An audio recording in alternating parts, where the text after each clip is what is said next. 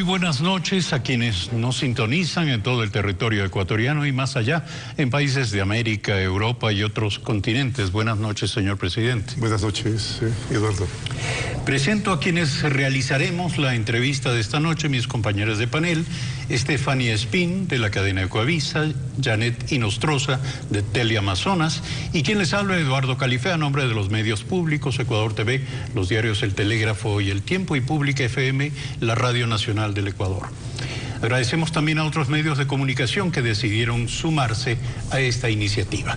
Esta entrevista con el señor presidente de la República tendrá una duración de 90 minutos. Tiene previsto abordar de manera proporcional tres grandes aspectos de enorme interés para la ciudadanía. El primero, la política interna y las relaciones internacionales. El segundo, la economía del país. Y el tercero, las metas de desarrollo social.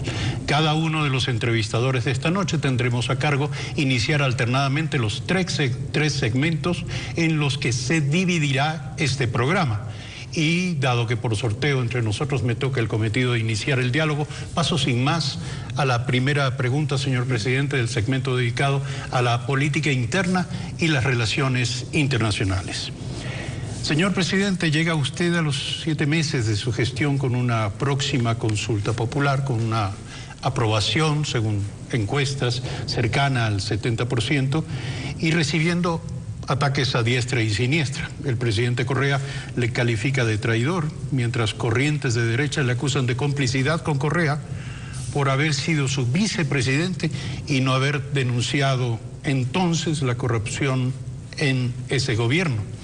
Guillermo Lasso afirma que usted es un correísta amigable y Correa lo califica de peón de la banca. En medio de esos fuegos, ¿cree usted, señor presidente, que hay posibilidades de estabilidad política para su gobierno y para el país en los próximos meses? Claro que sí, Eduardo, y lo estamos viviendo. Un saludo pues a ustedes, estimados periodistas que me acompañan acá, y sobre todo un abrazo cariñoso a todos los ecuatorianos, y el cariño de toda la vida. Sí, la estabilidad que le estamos viviendo. Y no es mérito únicamente del presidente de la República, es mérito del pueblo ecuatoriano, que ha decidido dejar atrás el odio. Encontramos un país lleno de confrontación, lleno de odio, lleno de desesperanza, y estamos dando la vuelta, todos en conjunto. Es cierto que algo tiene que ver el liderazgo, pero fundamentalmente tiene que ver el accionar de todos y cada uno de los ecuatorianos. Los epítetos, los calificativos nunca me preocupan. Generalmente un epíteto, un calificativo, una rotulación, lo único que denota es complexión psicológica interna de la persona. Generalmente los calificativos lo único que denotan es las insuficiencias internas. A lo mejor allá dentro del alma de cada uno habrá que rebuscar. No me preocupan bajo ninguna circunstancia, yo sigo caminando igual, sigo haciendo mi trabajo, que es lo que me corresponde y es para lo que me eligieron los ecuatorianos. El ex candidato Guillermo Lasso se atribuye la iniciativa de la consulta popular. ¿Usted qué dice? ¿La consulta del próximo 4 de febrero es realmente suya? No, no es mía. Es de todas aquellas personas que de forma gentil acudieron al diálogo que fue convocado por el Ejecutivo y nos manifestaron sus opiniones, sus sueños, sus esperanzas, sus críticas, y en base a todo eso fuimos recopilando las preguntas que pensábamos eran las fundamentales. En más de una ocasión se ha dicho que no están todas, y es verdad, no están todas. Faltan algunas, pero bueno, precisamente uno de los postulados del movimiento Alianza País, de los principios fundacionales, es el de que acudiremos al pueblo ecuatoriano tantas y cuantas veces sea necesario. Es por eso que me causa extrañeza que algunos de mis compañeros manifiesten que yo no había ofrecido una consulta en campaña. No había ofrecido una consulta, si al pueblo hay que consultarle tantas y cuantas veces sea necesario. ¿Acaso se olvidaron? Señor presidente, muy buenas noches. La pregunta clave aquí en el tema de consulta popular es quiénes van a integrar el Consejo de Participación Ciudadana de Transición. Pues la duda que existe en este momento y que han puesto algunos de los opositores a la consulta popular es saber si simplemente vamos a cambiar de los amigos de Correa a los amigos de Lenin. ¿Cuál sería su visión en torno a esta pregunta? En absoluto, no es verdad. Precisamente estamos elaborando un conjunto de requisitos que están muy acordes a los requisitos que se planteaban allá en la Constitución de Montecristi, requisitos de ser los mejores hombres de la patria. Y hay que escogerlos y pido a la ciudadanía que nos sugieran nombres. Que nos sugieran nombres. De ahí vamos a escoger a esas 21 personas que van a conformar las 7 ternas. No serán amigos, no serán partidarios, serán únicamente personas de trayectoria limpia, de conocido prestigio profesional en el caso de que ejerzan alguna profesión y sobre todo que estén dispuestas a servir a la patria, que no tengan absolutamente en su pasado nada que pueda tacharlos, nada que pueda desdecir de su buen comportamiento. Y yo creo que de esa forma lograremos que ese Consejo de Participación Ciudadana transitorio pues sea un conjunto de personas que nos ayuden en este periodo de transición hasta las elecciones del 19, cuando tendremos el Consejo definitivo, que será producto de la voluntad popular. Ahora, la otra pregunta clave es la de la reelección indefinida, que pasaría a ser prohibida. Pero mi pregunta ahí es un poco más a fondo, ¿no? El problema de que se creen caudillos, que creen que son los únicos que pueden salvar la patria y que pueden ser los únicos que pueden gobernar un país, es que en la historia de nuestro país los líderes políticos y los diferentes partidos políticos no se preocupan de formar nuevos líderes. ¿Cuál es su visión sobre eso? Porque son 4 años en que usted tiene una oportunidad para realmente dejar el camino abierto a que nuevos líderes entre los mejores ecuatorianos puedan ocupar su lugar. Sí, es la primera recomendación que he manifestado al movimiento Alianza País, que hay que crear ya la Escuela de Formación Política, que inclusive va a tener un nombre, Leonidas Proaño, Monseñor Leonidas Proaño. Y mi sugerencia a los demás movimientos políticos es que también lo hagan, porque caso contrario, transcurridos los 4 años, nos encontraremos nuevamente con que no se han formado líderes jóvenes, que no se ha dado paso a esa nueva generación y claro, acudirán los consabidos de siempre a solicitar a aquellos que ya han ejercido el poder que vuelvan a sacrificarse una vez más. Presidente, buenas noches y buenas noches a quienes nos sintonizan a esta hora. Hablemos de la lucha anticorrupción, porque ¿qué tenemos desde que usted asumió el poder? Un ex vicepresidente preso, su tío, algunos funcionarios. Pero paralelo a esto, presidente, en la Asamblea bloquearon la posibilidad de enjuiciar políticamente al ex vicepresidente y con ello la posibilidad también de enjuiciar políticamente al expresidente Rafael Correa, y lo hicieron sus asambleístas, y digo sus porque usted es el líder y presidente del movimiento Alianza País. Y entonces uno se pregunta, más allá de los ataques, de las desafiliaciones, de las diferencias que puedan tener entre correístas y morenistas, ¿hasta dónde llega esa separación? ¿Qué tan real, presidente, es esa fractura Correa-Moreno? Bueno, lo que ustedes han podido ver, yo no tengo una doble faz, estimada Estefany. No tengo una doble faz. Lo que usted puede oír y ver, esa es mi verdad. En cuanto a la independencia de las funciones, lo dije desde el primer momento. La función legislativa, la función de la Asamblea Nacional, tiene total independencia para tomar sus propias decisiones. De allí que usted se ha de encontrar, si es que consulta con cualquiera de los asambleístas, que jamás han recibido una llamada del presidente de la República. Ahora, yo pregunto porque en política pues uno ha visto de todo y en los últimos años sobre todo, y no sería tan descabellado una estrategia de ustedes mismos ser oficialismo y oposición. Por un lado, a usted le conviene separarse de aquello que tanto se ha criticado, incluso con tantos indicios y casos de corrupción del anterior gobierno, y dentro de ello pues poder posicionar y legitimar la imagen de este nuevo gobierno, del presidente Lenín Moreno. Pero ¿qué probaría, presidente, el que haya diferencias reales entre su gobierno y la anterior administración? Esa cirugía mayor que usted mismo ofreció. Usted habló de 600 obras con sobreprecio, de los contratos petroleros, de la intermediación petrolera y quienes se han beneficiado de todos esos contratos. Y entonces pregunto, ¿para cuándo, presidente, esa cirugía mayor? ¿O está esperando usted esta consulta popular que resulta también como una tercera vuelta electoral para usted entre correístas y morenistas, ya tal como están las cosas, para tomar más medidas sobre el asunto? Bueno, Estefany, la consulta es una parte. La cirugía mayor está dada fundamentalmente por lo que yo había manifestado desde un comienzo, la independencia de funciones, pero al mismo tiempo funciones que funcionen funciones que cumplan con su tarea y que no estén atadas a ningún tipo de poder, que nadie influya con ellas, que nadie tome las decisiones por ellos. Yo pienso que ese fue un buen principio. De repente Contraloría, Fiscalía empezaron a funcionar independientemente y eso fue una buena noticia. Allí empezó pues a dar resultados de esas investigaciones que se hacían y en este momento tenemos pues para vergüenza del pueblo ecuatoriano un vicepresidente encarcelado, ministros encarcelados, altos funcionarios encarcelados y un contralor prófugo.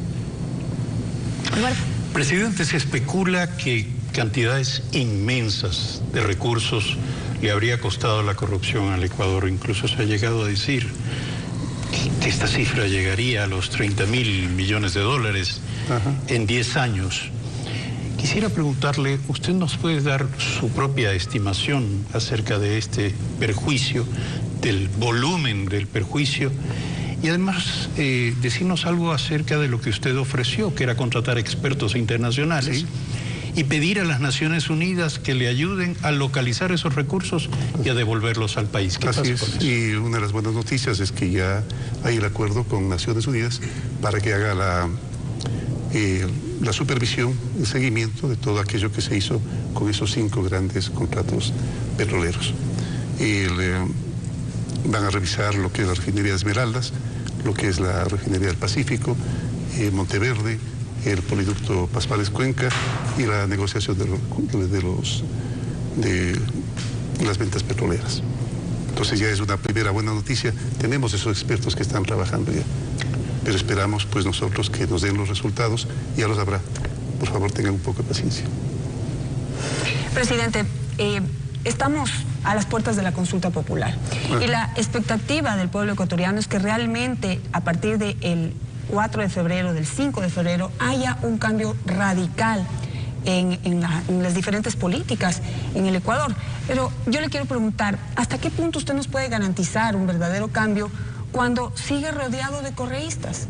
¿Por qué sigue rodeado de correístas? Yo quiero saber si puede haber un cambio ahí. La terna para vicepresidenta de la República realmente fue un poco decepcionante porque se supone que iba a estar integrada por también los mejores ecuatorianos y creo que sí hay muy buenos ecuatorianos en el Ecuador que pudieron haberle pues acompañado en estos 4 años de gobierno sin poner al frente sus intereses ideológicos, económicos o particulares. Yo creo que sí hay ecuatorianos que pudieran haber integrado esa terna. Y de ahí, pues, ver el gobierno todavía lleno de correístas, realmente ahí radicales, o por otro lado, los correístas arrepentidos, aquellos que ahora están dando discursos por todo el país y que realmente no tienen cara para defender lo que se está proponiendo en la consulta popular. A ver, Janet, María Alejandra Vicuña es una de las mejores ecuatorianas. Es una mujer íntegra, inteligente, con un pasado límpido. Es una socialista convencida y ha vivido como socialista toda su vida. Se ha formado como socialista y yo confío plenamente y absolutamente en ella. Yo no, permítame no aceptar aquel criterio de que no es una de las mejores mujeres de la patria. Eso, María Alejandra Vicuña, una de las mejores mujeres de la patria. Eso por una parte. Por otra parte, ¿no recuerda usted, Janet, que fue Alianza País quien ganó las elecciones? Pues de esa Alianza País hubo aquellos que decidieron tomar un camino que fue el de la defensa de todo lo que se había hecho a ultranza y aquellas personas que de forma dialéctica decidieron revisar ese pasado, encontrar los errores y por supuesto hacerse el propósito de enmendarlos. De ese grupo de asamblea, ese grupo de personas de Alianza País es lo que estoy rodeado. Sin duda alguna habrá excepciones, habrá compañeros que no entendieron el proceso y se retiraron a tiempo, al igual que lo irán haciendo en el futuro. Pero créame usted que estamos con gente extraordinaria en los ministerios, haciendo muy bien su trabajo y cumpliendo patrióticamente con su tarea. Hago uso de mi repregunta, simplemente muy rápido, y pues está sobreentendido que usted confía plenamente en María Alejandra Vicuña y usted tiene todo el derecho de poner a su lado una persona de su absoluta confianza. Mi pregunta ahora entonces va más adelante. En este momento María Alejandra Vicuña está encargada de liderar la campaña a favor de la consulta popular, pero en un futuro, ¿cuál debería ser su papel. ¿Cuál es el papel de la nueva vicepresidenta de la República? Bueno, hemos conversado ya algunos temas, principalmente dentro del área de lo social. Pero yo creo que su tarea debe ir bastante más allá. Si me permite, yo lo comunicaré en su debido momento después de conversarlo con ella.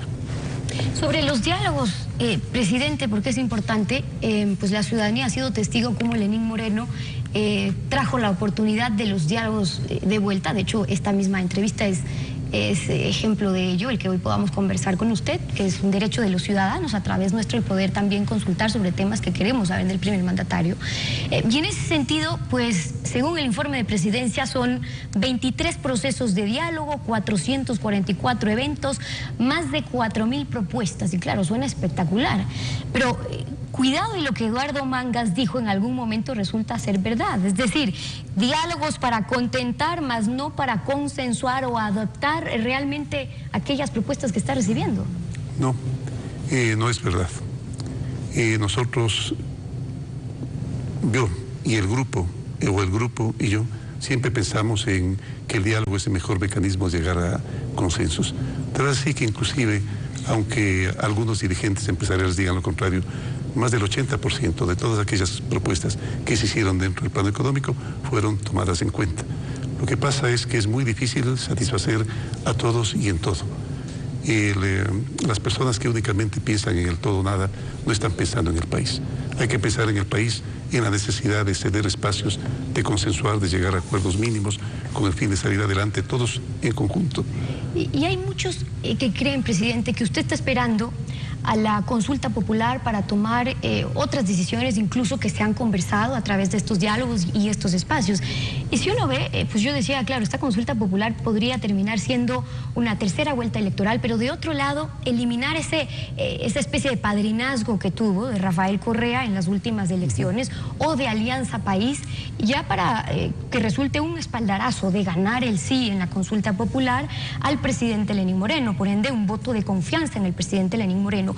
¿Eso le daría a usted, presidente, no solo independencia, sino oportunidad de ya poder concretar algunos cambios que quizás hasta ahora han estado pendientes, esperando quizás esta consulta, incluso la posibilidad de renovar algunos de sus equipos también? Bueno, los cambios son consustanciales al ser humano, son consustanciales a los gobiernos, y nosotros no podemos permanecer ajenos a ello. Y la consulta siempre va a ser una instancia que va a darle un nuevo respiro, un nuevo aire, una nueva oportunidad.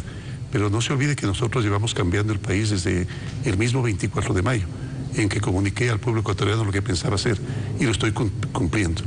Porque para eso está un gobernante, para cumplir sus promesas. Y si es que alguna no puede cumplirla, deberá decírsela al pueblo ecuatoriano y indicar la razón por la cual no ha podido cumplirla. Mire usted, por ejemplo, solo por darle un ejemplo, este 30 de enero ya tenemos la primera ronda de los inversionistas para la refinería del Pacífico.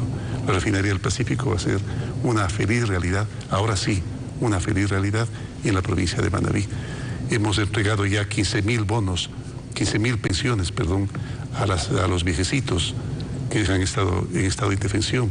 Se han entregado ya 33.000 aumentos del bono de desarrollo humano para aquellas familias que por el número de integrantes o por personas con discapacidad que tienen dentro de su núcleo familiar así lo requieren.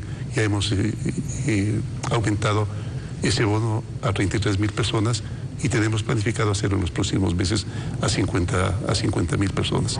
En este momento ya los médicos del barrio están recorriendo el país, ya se han atendido a más de 25.000 personas. Es decir, seguimos caminando. Se ha llamado ya al concurso para alianza público-privada para poder construir 23 corredores viales con una inversión de aproximadamente 1.800 millones de dólares y que permitirán no solamente la inversión, sino adicionalmente ahorrar al Estado aproximadamente 500 millones de dólares en servicios que se da en carreteras o en reparaciones. Y esas son las buenas noticias que tenemos, pero sin duda seguirán habiendo buenas noticias. Sobre inversiones y lo que respecta al tema económico también vamos a hablar, presidente, en el próximo bloque. Tenemos que hacer una pausa, regresamos con más en esta entrevista con el presidente Lenín Moreno, aquí desde el Palacio de Carondelet, con Eduardo Califé por los medios públicos, Janet Inostroza de Teleamazonas y quien les habla por Ecuavisa. Regresamos, que es en nuestra sintonía.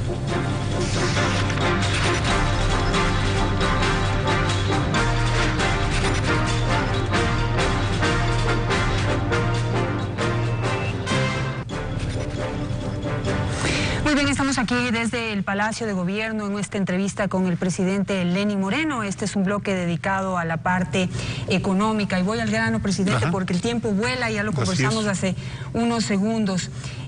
Yo quisiera conversar con usted. Bueno, pues desde muchos sectores se le ha hecho algunas recomendaciones sobre la necesidad de cambiar de rumbo, como cambiar de políticas y darle un giro a la política económica del gobierno ecuatoriano. Y la mejor forma de darse cuenta que estamos en el camino equivocado son las cifras de desempleo. Solo 4 de cada 10 ecuatorianos tienen empleo adecuado.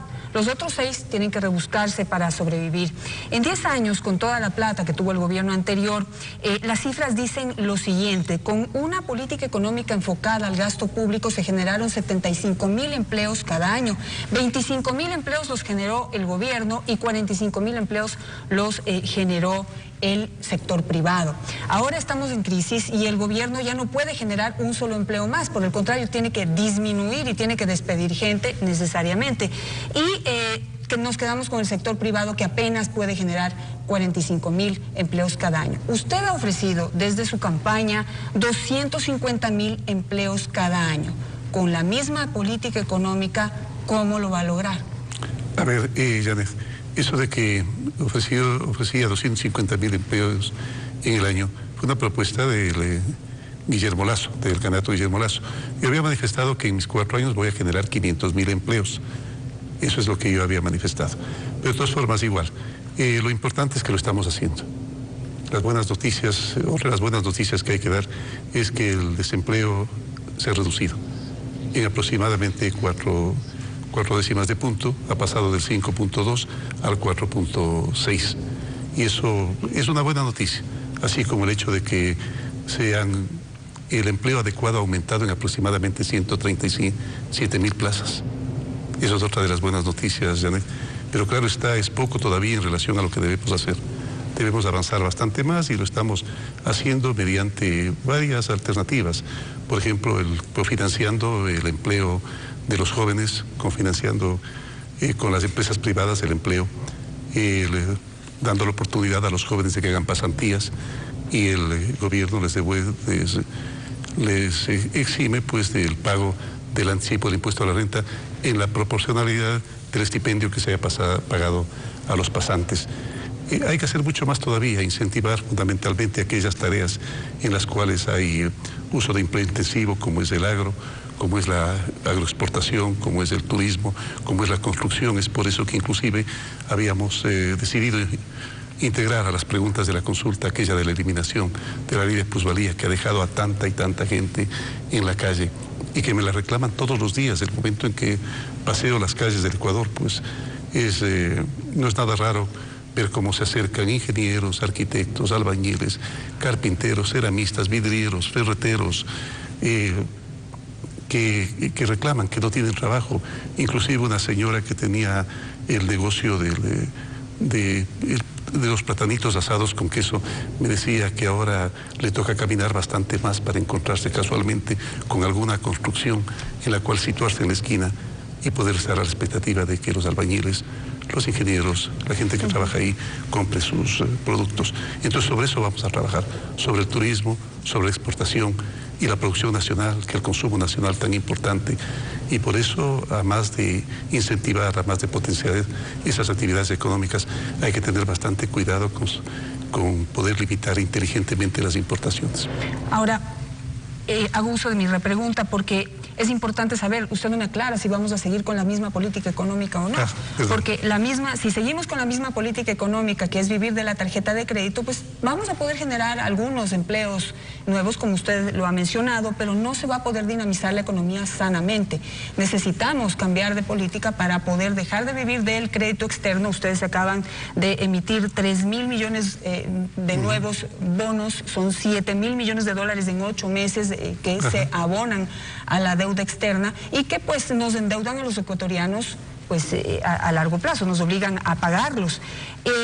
Si seguimos con esa política económica de vivir de los dólares que traemos de fuera y no fomentamos vivir de los dólares que vengan de las exportaciones, entonces usted podrá hacer todo el esfuerzo que quiera y todas las promesas que quiera, pero en la práctica 10 años haciendo lo mismo nos han demostrado que no se lo va a lograr. Bueno, una de las recomendaciones gentiles que recibimos del grupo de economistas con los cuales conversamos en días pasados, pues fue precisamente de la necesidad de los cambios.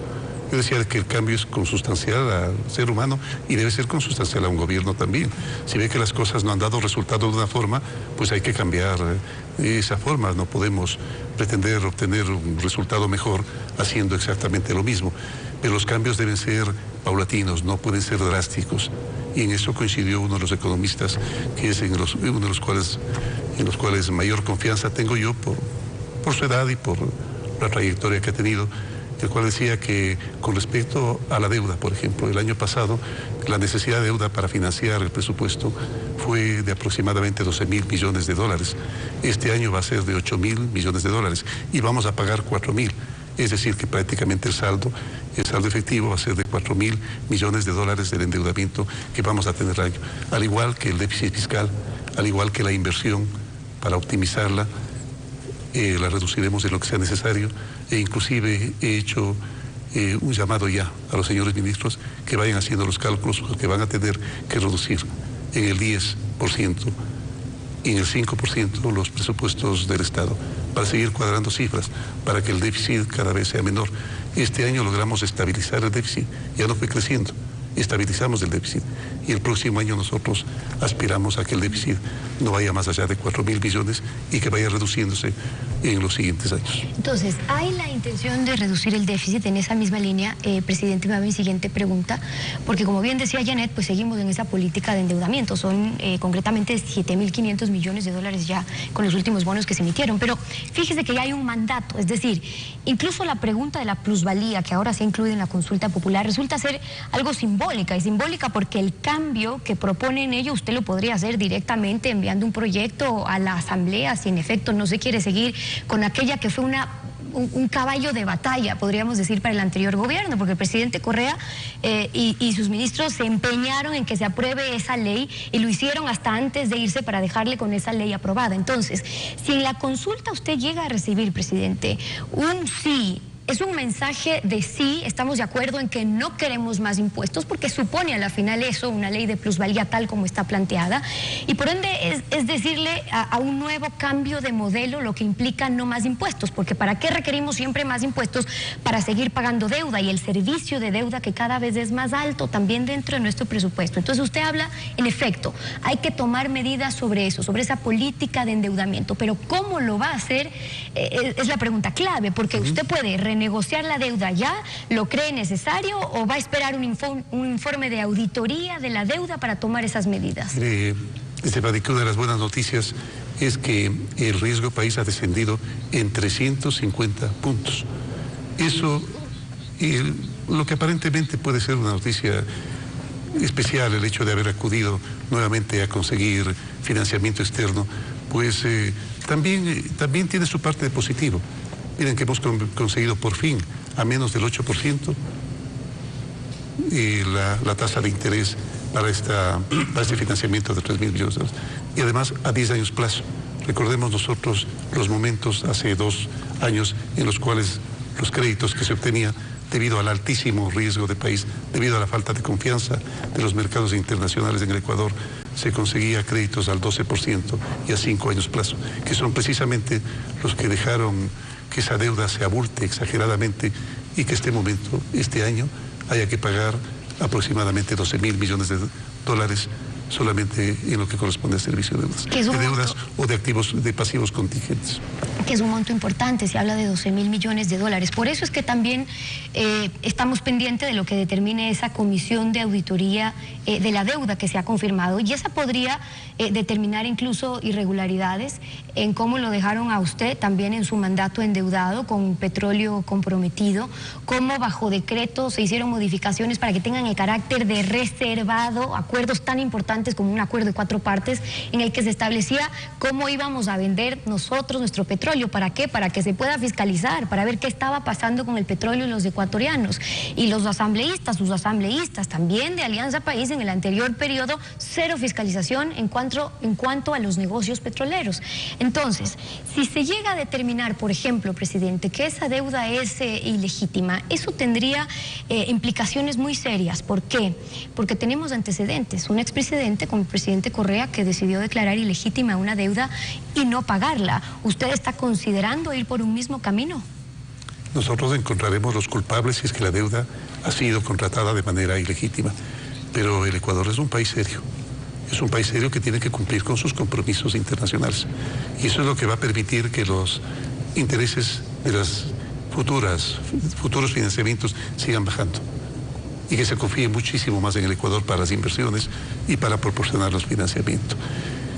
En cuanto al hecho de asistir a la Asamblea Nacional a rendir cuentas, es una tarea que debe tener cualquier ministro. Yo no sé por qué acá durante largo tiempo se impidió que los ministros acudan a la Asamblea. Yo creo que debería ser una cosa cotidiana. Cada vez que la Asamblea requiera de información, el ministro ir e informar. Mire que en España tuve la oportunidad de conversar con el presidente Rajoy, precisamente de aquello que había observado. El presidente Rajoy acude todas las semanas al Parlamento a poder conversar con los congresistas, en este caso, acerca de cuestiones fundamentales para los grandes objetivos nacionales de España. Igual lo podemos hacer acá. Yo no creo que a nadie deba asustarles la posibilidad de asistir a un parlamento si es que está actuando de manera correcta. Presidente, por lo que sabemos, el Estado no es el único deudor de la economía. Se habla de más de 2.500 millones de dólares que estarían pendientes de ser pagados al Servicio de Rentas Internas por empresarios y grupos empresariales del país. Esas deudas, hay que decirlo, se vienen arrastrando desde meses y años anteriores. ¿Por qué no se han cobrado esas deudas? Bueno, no se olvide que la deuda no es una deuda que hay como cobrarla ipso facto, el momento. En más de una ocasión, los empresarios o las personas que adeudan pues acuden a las instancias judiciales respectivas para tratar de impedir pagar o porque sencillamente consideran que la deuda no corresponde a lo real. Es por eso que no se ha podido cobrar muchas de aquellas, pero habrá otras que sí van a ser, si es posible cobrarlas rápidamente y he dispuesto al Servicio de Rentas Internas que se haga esa cobranza. Una campaña sin firma de responsabilidad viene sosteniendo que después de la consulta popular usted tomará duras medidas económicas. De cara a la ciudadanía, señor presidente, ¿puede usted decirnos si se va a producir un paquetazo? No, lo dije desde el primer momento. Inclusive cuando había por parte de agoreros la posibilidad de que estuviéramos preparando un paquetazo, no fue así y no será futuro. El paquetazo jamás en la vida lo llevaremos a cabo porque no lo necesitamos, porque pensamos que manejando responsablemente las cuentas públicas se puede salir adelante. Haremos un brevísimo corte, señor presidente, en este espacio y regresaremos en un instante con más de esta entrevista tratando el desarrollo social.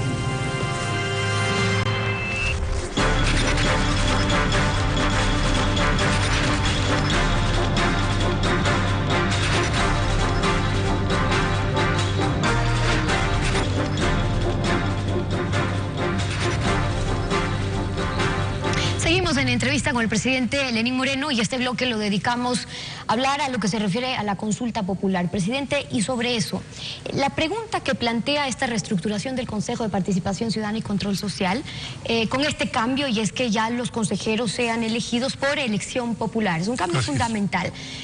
Pero hay un punto clave, y es que hasta llegar a eso hay un consejo de participación transitorio, y ese sí lo elige usted, es decir, de ternas enviadas exclusivamente por el Ejecutivo, por el presidente de la República. ¿Cómo ¿cómo se garantiza? Porque aquel consejo también tendrá las funciones de destituir, cambiar o convocar a nuevos procesos de selección. ¿Termina siendo un cheque en blanco para usted, presidente? ¿Cómo garantizamos que no sea, pues ya hablábamos un poco, cambiar de los unos amigos a los otros amigos, pero más allá de eso, de no volver a esa acumulación de poder que fue justamente lo que criticamos y tanto en la última década? A ver, Stephanie, yo he manifestado que escogeremos los mejores hombres de la patria.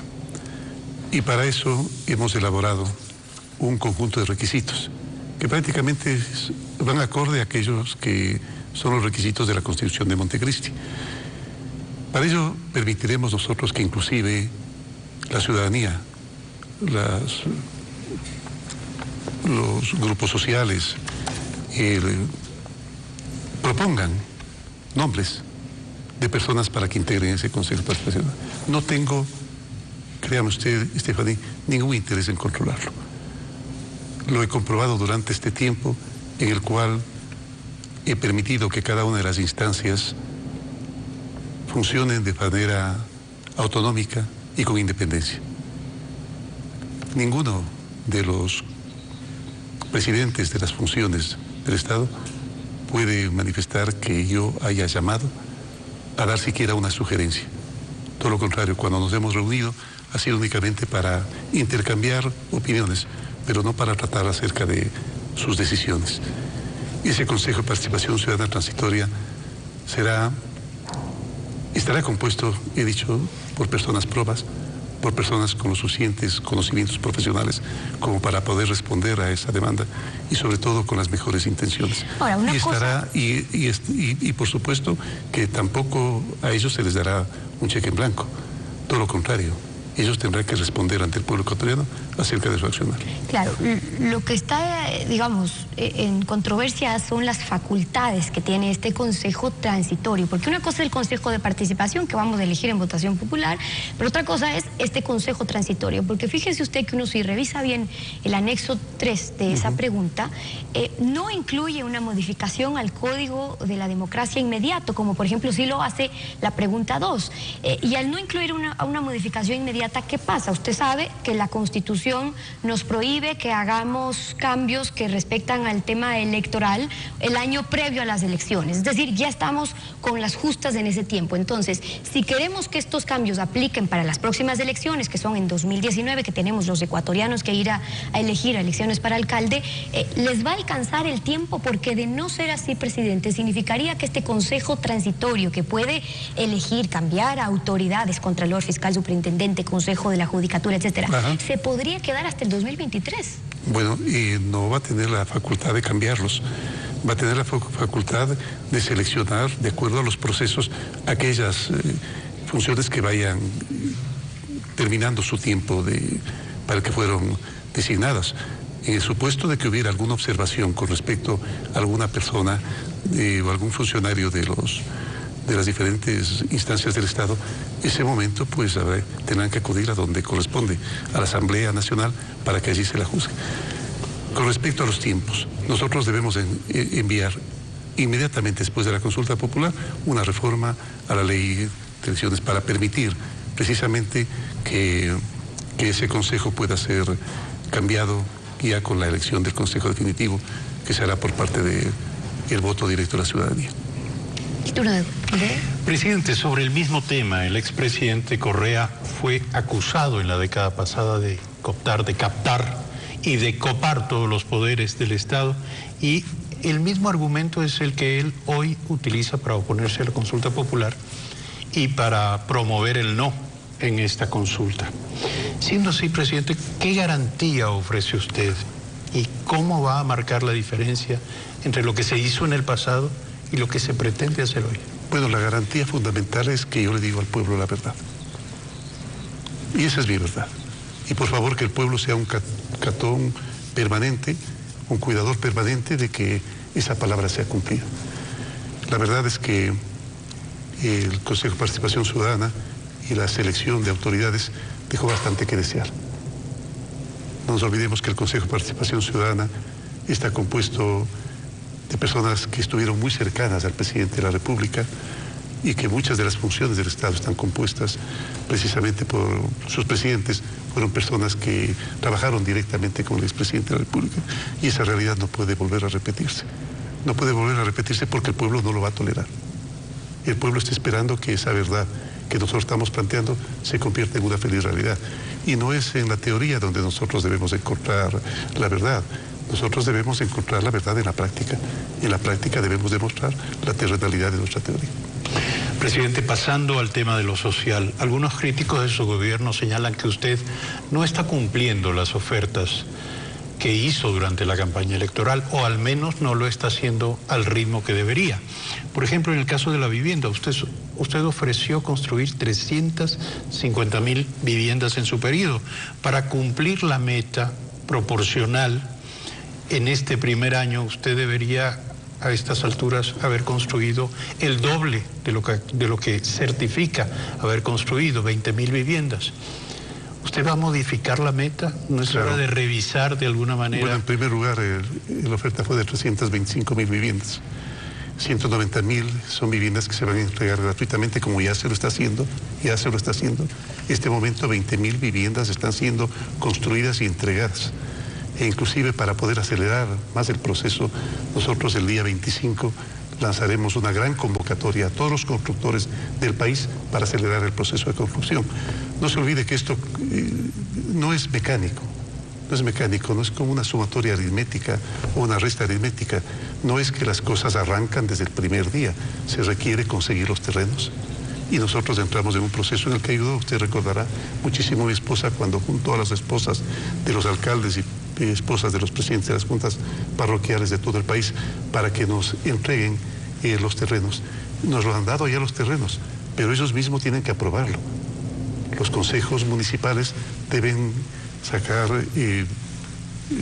las decisiones para que se pueda construir, y algunos consejos se están demorando en ello, pero cada vez se va acelerando más, cada vez estamos cubriendo mayores espacios, y pensamos de que cuando alcancemos aquello que se llama el ritmo de crucero, vamos a poder cumplir con el objetivo que nos habíamos planteado. Estamos entonces construyendo miles de casas y estamos entregándolas. Y vuelvo a recalcar, no son las casas como en las de los periodos anteriores, esas casas para pobres, que se las hacía feas, no. Por favor, véanlas. Vayan a la inauguración, por ejemplo, de las casas 1.500 que vamos a entregar en Huaracay el próximo domingo, y haciendo una minga en la cual, además, para darle vigorosidad a la comunidad, se hace que ellos mismos siembren las plantas para que tengan compromiso con ella. Son casas bonitas, porque las casas y las cosas que hacemos para la gente pobre no tienen por qué ser feas. Presidente, el tiempo se nos va volando y le rogamos ser un poco más concreto en las respuestas para poder abordar el mayor número de preguntas. Bueno, estamos a las puertas de una consulta popular. Las encuestas prácticamente dicen que hay un apoyo mayoritario del pueblo ecuatoriano, y la esperanza está centrada en el hashtag que manejamos en esta entrevista, que es el nuevo rumbo del Ecuador, Ecuador Nuevo Rumbo. Y yo quisiera enfocarme ahí, sobre todo si vamos a hablar de lo social. Puntualmente quisiera saber qué va a pasar con el IES. Hay algunos pendientes que tiene ahí con esa papa caliente. Por ejemplo, ¿qué va a pasar con la deuda de los 2.500 millones de dólares que ya no fue incluida en el presupuesto general del Estado de este año y que el señor Richard Espinosa se encargó de negar durante los últimos años de gestión? ¿Usted está pensando que el gobierno debe devolver ese 40% de aporte a las pensiones de los jubilados? Y por último, ¿hasta cuándo vamos a seguir con un directorio encargado a una persona de confianza del señor Richard Espinosa, que ya vamos viendo y con pruebas ya sobre la mesa que su gestión no fue la más adecuada? Bueno, yo no pienso que la gestión de Richard fue una gestión mala. Entiendo que este tema de los 2.500 millones de dólares, cifra aproximada, Janet, por favor, eso es un tema que todavía hay que revisarlo, y el gobierno ecuatoriano debe ser responsable con respecto a ello. Pero debe recibir la información. ¿no? No sí, decimos aunque lo haga Contraloría, porque el hecho de que Contraloría lo diga no es la última palabra. porque nosotros también tenemos derecho a cuestionar que esa sea la cantidad. Nosotros pensamos que va a haber una cantidad que debe cifrar más o menos aquello que se ha planteado, pero preferimos hacer un análisis serio de ello y para eso estamos nombrando una comisión para que revise esa cuenta. El momento en que tengamos ya la cuenta y que Contraloría la acepte, ese momento nosotros plantearemos una forma de pagar esa deuda al Instituto Ecuatoriano de Seguridad Social. En cuanto al 40% también, creo que debemos revisarlo. Pero no solo eso, sino que pensamos que la próxima persona que dirija el IES debe ser una persona técnica. Tenemos el nombre ya, ustedes lo sabrán en lunes o martes, mañana lunes o el martes, sabrán ya el nombre de una persona eminentemente técnica que nos va a ayudar muchísimo a corregir todas esas deficiencias que ustedes, los periodistas acuciosos, nos van a ayudar y poder hacer realmente un examen actuarial que permita saber exactamente qué es lo que debemos hacer con el IES y cómo hacer para garantizar a futuro esas pensiones, esos servicios de los afiliados. Ahora, la situación en la que actualmente se encuentra el IES básicamente está allí por la decisión del gobierno pasado de hablar demagógicamente de la posibilidad de cubrir a los hijos y a las esposas de los afiliados con el mismo dinero que aportamos mensualmente en los afiliados, lo cual ahí está el resultado. El tema de salud está absolutamente quebrado, no alcanza el dinero que aportamos para poder cubrir esa necesidad de salud de los hijos y las esposas de los afiliados y por ende se ha tomado dinero del fondo de pensiones, lo cual además de ser ilegal es absolutamente contraproducente. Los técnicos dicen que el dinero de las pensiones aguanta hasta el 2021. A partir del 2022 el gobierno tendría que poner 1.800 millones de dólares anuales para poder compensar el dinero que hoy se ha tomado ilegalmente, o el plan B es decirles a los afiliados que van a tener que pagarles menos de lo que esperaban en su pensión. Planteando ese panorama, que esa es la realidad que está allí, aparte de contestarme cómo va a ser para devolver el dinero que se ha tomado del fondo de pensiones, quisiera saber si se ha contemplado la posibilidad de hacer lo que se está haciendo en otros países, que es tener una seguridad social privada. Es decir, que los afiliados puedan escoger entre un sistema estatal o un sistema privado en donde pues también se puedan rendir cuentas y se puedan garantizar los fondos a futuro. Bueno, mire, Janet, precisamente para eso es la comisión, para determinar en primer lugar si es que hay un hueco en el IES, de cuánto es y cómo vamos a hacer para resolverlo. El gobierno ecuatoriano no permitirá jamás que el IES quiebre, y menos aún que las pensiones de los afiliados disminuyan. Ellos no tienen absolutamente por qué pagar si es que ha habido deficiencias, si es que ha habido gobiernos irresponsables en el pasado. De aquí al futuro nosotros vamos a tener la responsabilidad de asumir todo aquello que debemos al IES y lo pagaremos. Por supuesto, tendremos que integrar al presupuesto de cada año la parte correspondiente, porque mentiríamos si le dijera que en este momento podemos pagar la deuda en su totalidad, pero sí comprometernos a hacerlo a partir del próximo año. Eso sí podemos hacerlo. Muy bien, terminamos aquí este bloque, nos vamos a ir a un nuevo corte comercial, pero enseguida vamos a regresar para un bloque final en donde vamos a tratar de abordar algunos de los temas que se nos han quedado en el tintero, que son varios, y esperamos poder aprovechar de la mejor manera el tiempo. No se vayan.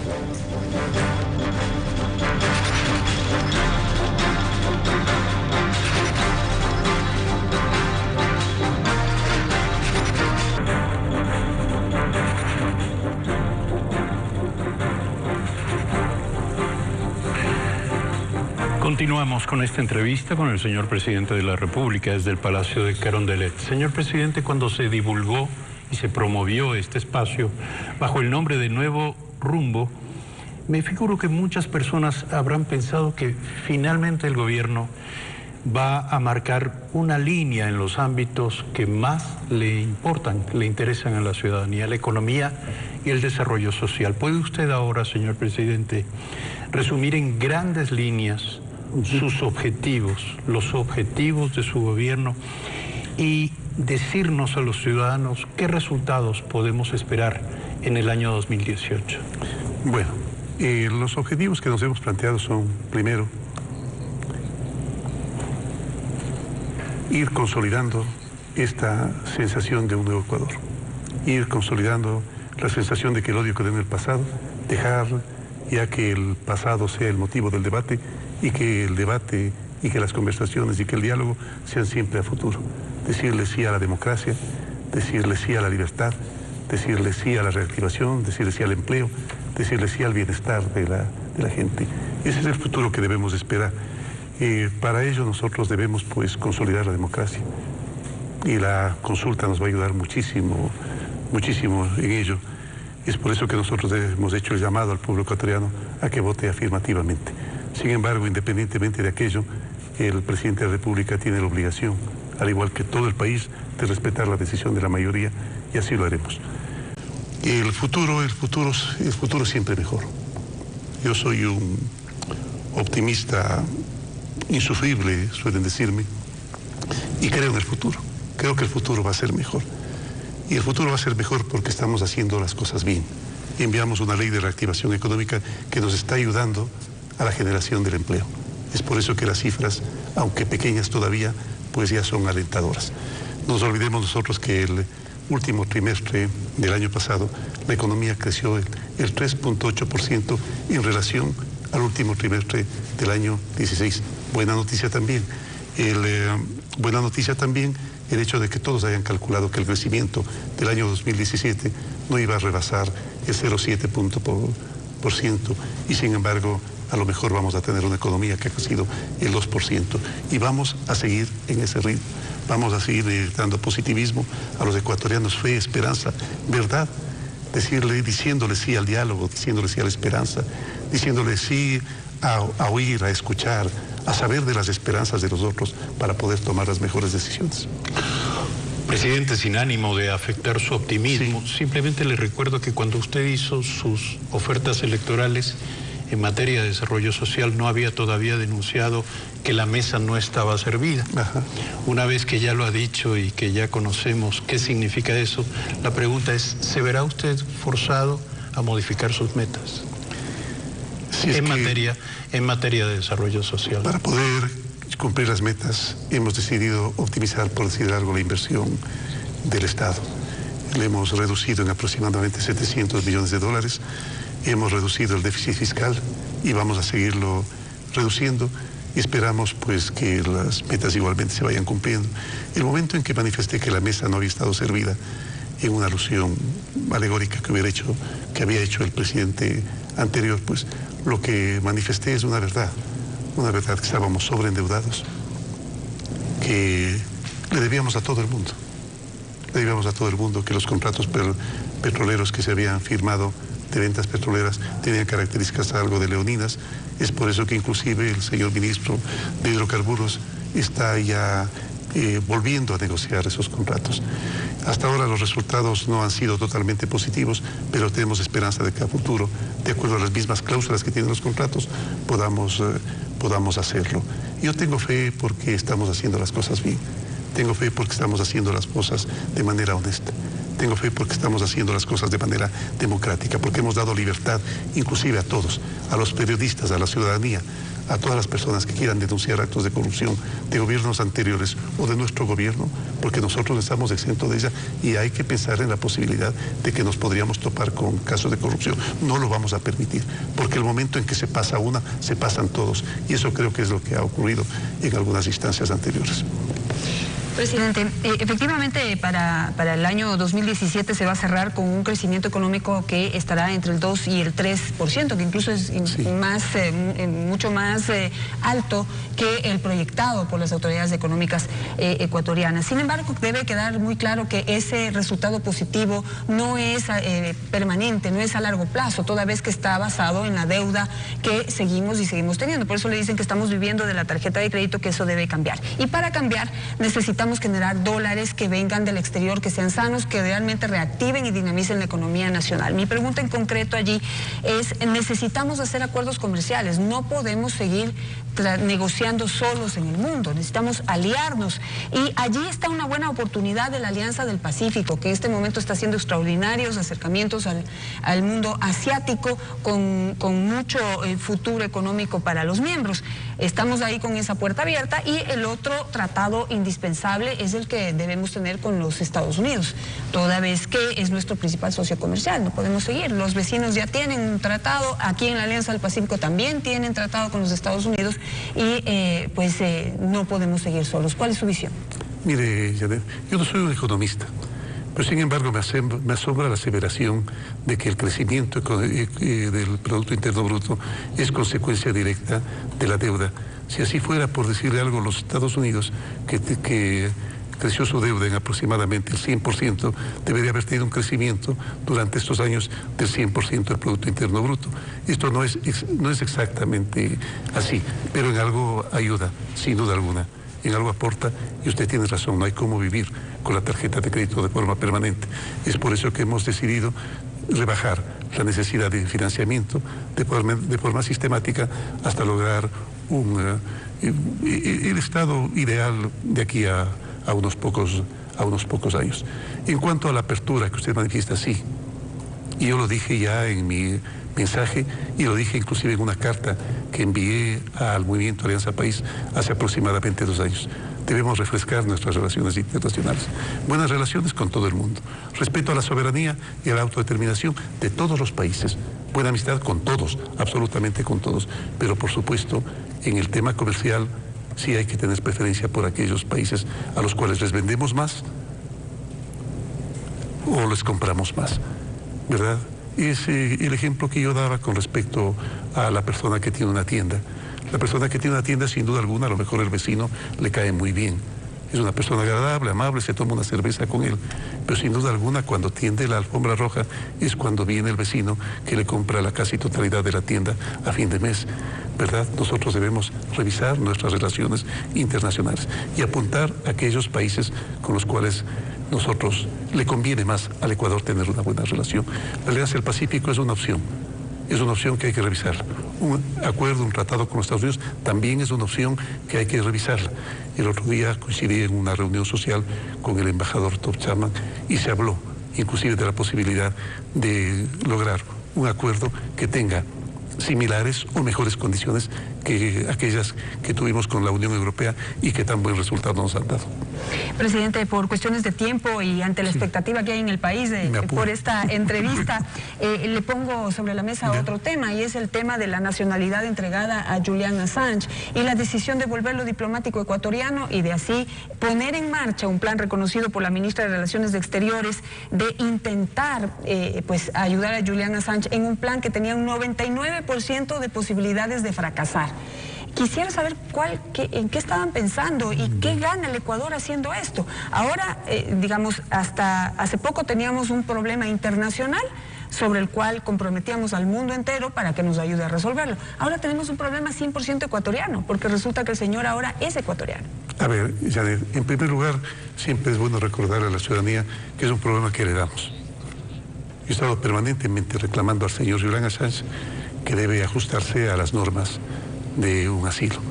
Y él firmó en el último mes ya lo firmó, un acuerdo de que no va a volver a intervenir en la política ecuatoriana ni en la política de los otros países. Cuando yo le pedí a la señora canciller y al equipo cancillería que encuentre una forma de solucionar el problema que tenemos en Gran Bretaña, pues le dejé en libertad a la señora canciller para que tome la opción que ella mejor considere.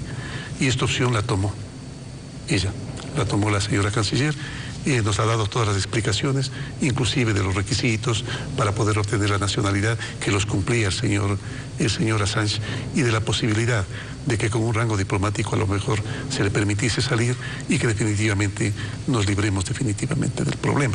Hubiera sido un buen resultado de esto. Lastimosamente las cosas no siempre resultan como Cancillería planificado, y este momento usted lo manifiesta, el problema sigue latente. Cancillería está optando por otra forma de hacer las cosas, este momento se va a solicitar la mediación de gente importante. No le doy el nombre en este momento, quisiera que se lo haga la canciller directamente, y esperamos que a tener a corto plazo un resultado positivo de este tema que sí realmente nos causa más de una molestia.